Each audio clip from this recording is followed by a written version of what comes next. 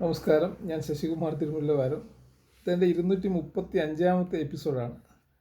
ഇതിൽ ഞാൻ പറയാൻ ഉദ്ദേശിക്കുന്നത് എന്തുകൊണ്ടാണ് മനുഷ്യർ സ്വാർത്ഥന്മാരായി തീരുന്നത് എന്നതിനെപ്പറ്റിയാണ്.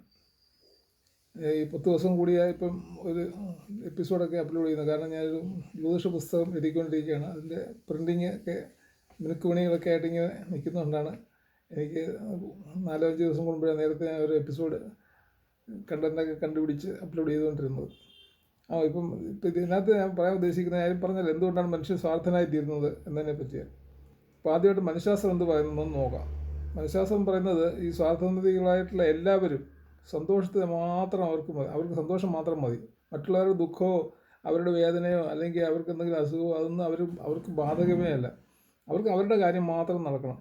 മറ്റുള്ളവരുടെ കാര്യങ്ങൾ അവർ ചിന്തിക്കത്ത് പോലും ഇല്ലെന്നുള്ളതാണ്. അതായത് സ്വന്തം കാര്യം മാത്രം നടക്കണം. ഇതാണ് അവരുടെ മനഃശാസ്ത്രം എന്നാണ് പറയുന്നത്. ഇനി അതിന് ഹെഡോണിസം എന്നാണ് മനഃശാസ്ത്രത്തിൽ പറയുന്ന പേര്. പിന്നെ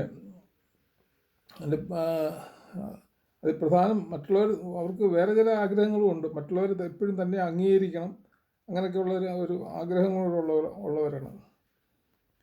അപ്പം മഹാനായ ഒരു മനഃശാസ്ത്രജ്ഞൻ പറയുന്നത് എല്ലാ സ്വാർത്ഥന്മാരും ആദ്യമായി ആഗ്രഹിക്കുന്നത്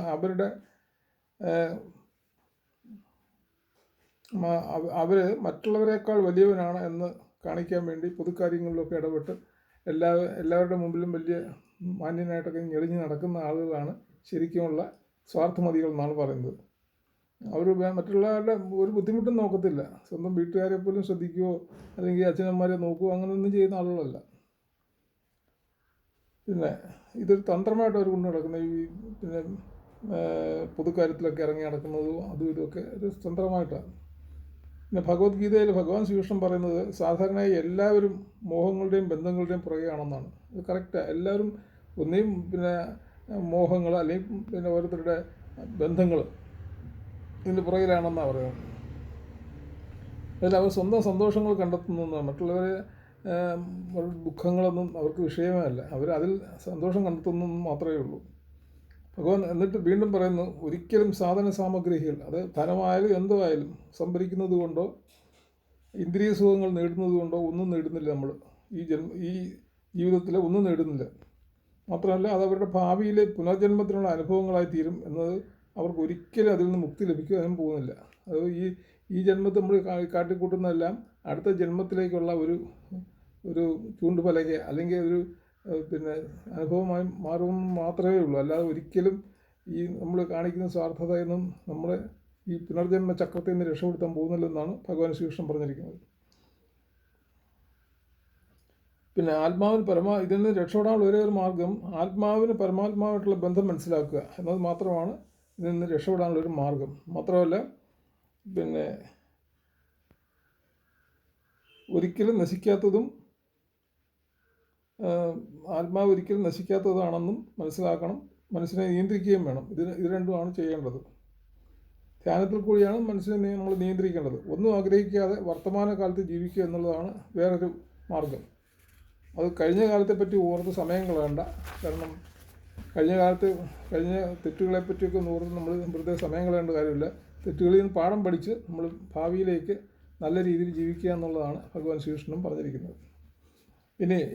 പിന്നെ ഭാവിയിലേക്കുള്ള ഒരു തയ്യാറെടുപ്പാണെന്നാണ് പറഞ്ഞത്. നമുക്ക് നമ്മുടെ പ്രവൃത്തികളിൽ നിന്ന് വരുന്ന ഭൂതകാലത്തിലുള്ള പ്രവൃത്തികളിൽ നിന്ന് വരുന്ന തെറ്റുകളെപ്പറ്റി മനസ്സിലാക്കിയാൽ അത് ഭാവി കാലത്തേക്കുള്ളൊരു പിന്നെ തയ്യാറെടുപ്പ് നടത്താൻ അത് പ്രയോജനപ്പെടുമെന്നാണ് ഭഗവാൻ പറഞ്ഞിരിക്കുന്നത്. പിന്നെ ചില ഗുണങ്ങൾ വേണമെന്ന് പറഞ്ഞിട്ടുണ്ട്. ഈ ജന്മം നമുക്ക് പിന്നെ പുനർജന്മം ഒഴിവാക്കാൻ, അതായത് പുനർജന്മത്തിൽ നിന്ന് രക്ഷപ്പെട്ടും നമ്മുടെ ആത്മാവിന് മുക്തി കിട്ടാൻ വേണ്ടി ചില കാര്യങ്ങൾ പറഞ്ഞിട്ടുണ്ട്. അതിൽ ആ ഗുണങ്ങളൊക്കെ നമുക്ക് വേണമെന്നാണ് ഭഗവാൻ പറഞ്ഞിരിക്കുന്നത്. അത് ഒന്നാമത്തത് മാന്യമായിട്ടുള്ള പെരുമാറ്റം എല്ലാ കാര്യങ്ങളും. പിന്നെ ധർമ്മമേ ചെയ്യാവൂ. അധർമ്മം എന്ന് പറയുന്നത് പിന്നെ അമ്മേച്ചനെ നോക്കാതിരിക്കുക, അല്ലെങ്കിൽ സഹോദരിമാരെ അല്ലെങ്കിൽ സഹോദരന്മാരെയോ അല്ലെങ്കിൽ അങ്ങനെ കുടുംബത്തെ നോക്കാതിരിക്കുക, അതൊക്കെ അധർമ്മമാണ്. അതൊന്നും ചെയ്യാൻ പാടില്ല. പിന്നെ മറ്റുള്ളവരെ സഹായിക്കണം, കഴിയുന്നത്ര നമ്മുടെ കയ്യിലുള്ളതിന് അത്ര സഹായിക്കണം, അത്രയേ ഉള്ളൂ.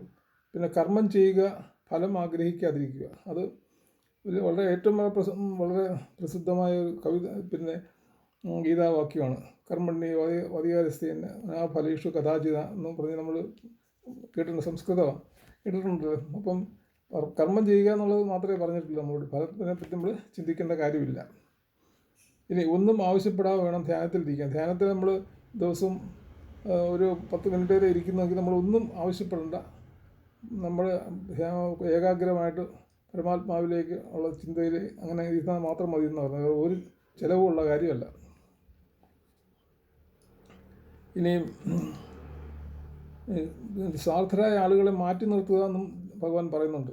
ഈ സ്വാർത്ഥമതികളായ ആളുകളെ കഴിയുന്നത് നമ്മൾ അവഗണിക്കുക അല്ലെങ്കിൽ മാറ്റി നിർത്തുക എന്നുള്ളത് അതിന് ഒരു നമ്മളൊരു ഗുണമായിട്ട് അല്ലെങ്കിൽ ആ ഒരു പ്രവൃത്തിയും കൂടെ നമ്മൾ കാണിക്കണമെന്നാണ് പറയുന്നത്.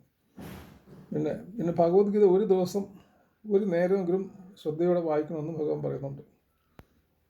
പിന്നെ മഹാനായ ആൽബർട്ട് ഐൻസ്റ്റീൻ പറഞ്ഞിരിക്കുന്നത്, ഞാൻ ഭഗവത്ഗീത വായിച്ച് മനസ്സിലാക്കിയപ്പോഴാണ് ശാസ്ത്രീയ സത്യങ്ങൾ പോലും ഗീതാ തത്വങ്ങൾക്ക് മുമ്പിൽ നിഷ്പ്രഭമാണ് എന്ന് മനസ്സിലാക്കിയതെന്നാണ് പറഞ്ഞത്. ഭഗവാൻ ഈ പറഞ്ഞിരിക്കുന്ന ഭഗവത്ഗീത പറഞ്ഞിരിക്കുന്ന കാര്യങ്ങളൊക്കെ എത്ര വലിയ തത്വങ്ങളാണെന്നുള്ളത് ഏറ്റവും വലിയ ഈ ശാസ്ത്രജ്ഞനായ ആൽബർട്ട് ഐൻസ്റ്റീന് പോലും തോന്നിയിരിക്കുന്നത്. അദ്ദേഹം ഒരു വലിയ കണ്ടുപിടുത്തങ്ങളൊക്കെ നടത്തിയ ആളാണ്. അദ്ദേഹത്തിൻ്റെ കണ്ടുപിടുത്തങ്ങളൊന്നും ഈ ഗീതാ തത്വങ്ങൾക്ക് മുമ്പിൽ ഒന്നുമല്ല, ഒരു പ്രഭയം ഇല്ലാത്തതാണെന്നാണ് അദ്ദേഹം പറഞ്ഞിരിക്കുന്നത്. അപ്പോൾ ഭഗവാൻ ശ്രീകൃഷ്ണൻ വീണ്ടും പറഞ്ഞിരിക്കുന്നത്, നമ്മൾ മനസ്സിനെ ജയിക്കുകയാണെങ്കിൽ ആ മനസ്സ് നമ്മുടെ ഏറ്റവും വലിയ സുഹൃത്തായിരിക്കും. നമ്മൾ മനസ്സിനെ ജയിക്കണം. അതായത് ഇന്ദ്രിയങ്ങളെയൊക്കെ നിയന്ത്രിച്ച് നമ്മൾ കാര്യങ്ങളൊക്കെ നമ്മുടെ നിയന്ത്രണത്തിൽ നിൽക്കുകയാണെങ്കിൽ നമുക്ക് മനസ്സായിരിക്കും ഏറ്റവും വലിയ സുഹൃത്ത്. അതേപോലെ നമുക്ക് മനസ്സ് നിയന്ത്രിക്കാൻ പറ്റിയില്ലെങ്കിൽ നമ്മുടെ മനസ്സ് തന്നെ ആയിരിക്കും നമ്മുടെ ഏറ്റവും വലിയ ശത്രു എന്നാണ് ഭഗവാൻ പറഞ്ഞു വെച്ചിരിക്കുന്നത്. അപ്പോൾ ഇത്രയും കാര്യങ്ങളാണ് ഞാനത് പറയാൻ ഉദ്ദേശിച്ചത്. നന്ദി, നമസ്കാരം.